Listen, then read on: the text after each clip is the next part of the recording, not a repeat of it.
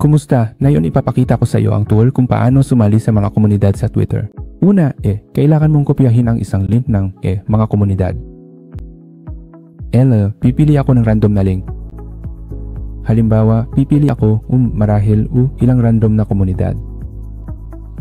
Ito at kopyahin ang mga link sa komunidad na yon. Pagkatapos nito, kailangan mo lamang piliin ang function na maaaring otomatikong sumali sa mga komunidad. Kakailanganin mong ilagay tulad ng ang mga link sa mga komunidad na yon at bago mo gustong sumali, maaari kang makipag-ugnayan sa kanila ng ilang mga post sa komunidad na yon. Susunod na hakbang ay load mo ang lahat ng mga account at i-click ang magsimula.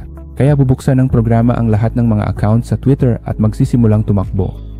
Tulad ng nakikita mo na tumatakbo ako, tulad ng 18 mga account sa parehong oras na yon. Ito ang lahat para sa ngayong video. Kung mayroon kang anumang tanong tungkol sa tool na ito, mangyaring magpadala sa akin ng mensahe sa Telegram o WhatsApp. Salamat po!